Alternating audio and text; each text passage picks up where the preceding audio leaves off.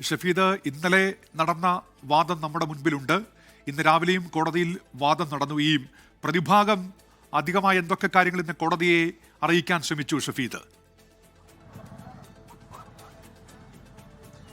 ഉന്മേഷ, പ്രതിഭാഗത്തെ സംബന്ധിച്ച് അവർ പ്രധാനമായും വാദം നടത്തിയത് നോട്ട് ടു അറസ്റ്റിലാണ്. ഈ രാഹുൽ മാങ്കൂട്ടത്തലിന്റെ അറസ്റ്റ് തടയണമെന്നുള്ള കാര്യത്തിലാണ് പ്രധാനമായും അവരുടെ വാദം ഉണ്ടായിരുന്നത്. അവർ പറയുന്ന കാര്യം ഇതൊരു കോൺസ്പിറസി നിറഞ്ഞ കേസാണ്. പ്രത്യേകിച്ച് ഒരു തിരഞ്ഞെടുപ്പ് കാലത്ത്, തദ്ദേശ തിരഞ്ഞെടുപ്പ് വരുന്നു, ശബരിമല സ്വർണ്ണക്കൊള്ള അടക്കമുള്ള കാര്യങ്ങൾ സർക്കാരിനെതിരായിട്ടുണ്ട്. ഈ സാഹചര്യത്തിൽ CPM BJP നെക്സസ് പ്രവർത്തിച്ചുകൊണ്ട് രാഹുൽ മാങ്കൂട്ടത്തലിന്റെ രാഷ്ട്രീയ ഭാവി ഇല്ലാതാക്കാനുള്ള നീക്കമാണ് നടന്നത് എന്നുള്ളതാണ് നിലവിലിപ്പോൾ ഈ പ്രതിഭാഗം കോടതിയിൽ അറിയിച്ചിരിക്കുന്ന കാര്യം. മാത്രമല്ല, ഇക്കാര്യത്തിൽ ഈ FIR-ൽ ആരോപിച്ചതുപോലെ അല്ലെങ്കിൽ പോലീസ് റിപ്പോർട്ടിൽ ആരോപിച്ചതുപോലെ അശാസ്ത്രീയ ഗർഭചിത്രം, അതേപോലെ തന്നെ ബലാത്സംഗം, ഈ രണ്ട് കുറ്റങ്ങൾ നിലനിൽക്കില്ല എന്നുള്ളതാണ് ഇപ്പോൾ തന്നെ പറഞ്ഞിരിക്കുന്നത്. മാത്രമല്ല, ഇക്കാര്യത്തിൽ ആവശ്യമെങ്കിൽ കൂടുതൽ അറസ്റ്റ് ഈ പ്രതിയെ കസ്റ്റഡിയിൽ വേണമെങ്കിൽ ആവശ്യമെങ്കിൽ കൂടുതൽ നീക്കങ്ങളിലേക്ക് കടക്കാനുള്ള എല്ലാ സഹകരണവും പ്രതിയുടെ ഭാഗത്ത് നിന്നുണ്ടാകുമെന്നൊക്കെയുള്ള കാര്യങ്ങൾ അത് ഇന്ന് പ്രതിഭാഗം അറിയിച്ചിട്ടുണ്ട്. അവർ നൽകിയിട്ടുള്ള ശാസ്ത്രീയ തെളിവുകൾ, അവർ നൽകിയിട്ടുള്ള തെളിവുകൾ, ഡിജിറ്റൽ തെളിവുകൾ, ആ തെളിവുകളിൽ പ്രധാനമായും പറയുന്നത് ഈ ഗർഭചിത്രവുമായി ബന്ധപ്പെട്ട ഈ പെൺകുട്ടി അതിജീവിത തന്നെ മറ്റൊരു സുഹൃത്തിനോട് വിവരങ്ങൾ തേടിയിരുന്നു എന്ന് സൂചിപ്പിക്കുന്ന ചില തെളിവുകളാണെന്നാണ് നമുക്ക് മനസ്സിലാക്കാൻ കഴിയുന്ന കാര്യം.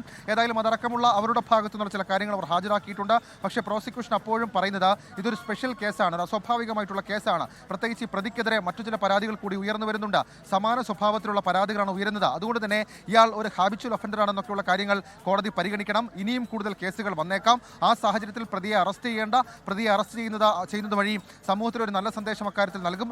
അതല്ല അതിൽ ആന്റിസിപ്പേറ്ററി ബെയിൽ അനുവദിക്കുകയാണെങ്കിൽ ഒരു തെറ്റായ സന്ദേശമാണ് നൽകാൻ പോവുക എന്നൊക്കെയുള്ള കാര്യങ്ങൾ അത് പ്രോസിക്യൂഷനും തിരിച്ചടിച്ചിട്ടുണ്ട്. ഏതായാലും നിലവിൽ ഇപ്പോൾ കോടതിയുടെ മുൻപിൽ പല വിധത്തിലുള്ള രേഖകൾ ഇതുമായി ബന്ധപ്പെട്ടുണ്ട് എന്നുള്ളത് ഏറ്റവും ശ്രദ്ധേയമായിട്ടുള്ള കാര്യമാണ്. ഒരുപക്ഷേ നമ്മൾ ഈ പതിവ് രീതിയല്ല കോടതി നടപടിയിൽ കാണുന്നത്. പകരം കൂടുതൽ തെളിവുകൾ ഇരുഭാഗവും ഹാജരാക്കുമ്പോൾ അക്കാര്യത്തിൽ വിശദമായ ഒരു പരിശോധന കോടതിയുടെ ഭാഗത്ത് നിന്നുണ്ടാകുന്നുണ്ട്. ഇന്ന് 1 മണിക്കൂറിനകം നോട്ട് ടു അറസ്റ്റിൽ വിധി വരുമെന്നുള്ളതാണ് നമ്മൾ പ്രതീക്ഷിച്ചത്. പക്ഷേ അത് നീണ്ടുപോവുകയാണ്. ഒരുപക്ഷേ കൂടുതൽ തെളിവുകൾ, ഡിജിറ്റൽ തെളിവ് അടക്കമുള്ള കാര്യങ്ങൾ കോടതി പരിശോധിക്കുകയാകാം. അതിനൊക്കെ ശേഷം മാത്രമായിരിക്കും ഈ അറസ്റ്റ് തടയണം എന്നുള്ള പ്രതിഭാഗത്തിന്റെ ഹർജിയിൽ തീരുമാനമുണ്ടാവുക. ഉന്മേഷ്, ശരി, തുടരുക. ഷഫീദ് റാവുത്തറിലേക്ക് എത്താം. ആ വിധി പ്രതീക്ഷിച്ചിരിക്കുകയാണ്. അല്പസമയത്തിനകം കോടതിയുടെ വിധിയുണ്ടാകും. ലോകത്തെവിടെയായാലും ഏത് സമയത്തും 24 വാർത്തകളും ഓഗ്മെന്റഡ് റിയാലിറ്റി പാക്കേജുകളും എക്സ്പ്ലെയിനറുകളും വിശദമായി കാണാൻ ഞങ്ങളുടെ YouTube ചാനൽ നിങ്ങൾക്ക് സബ്സ്ക്രൈബ് ചെയ്യാം.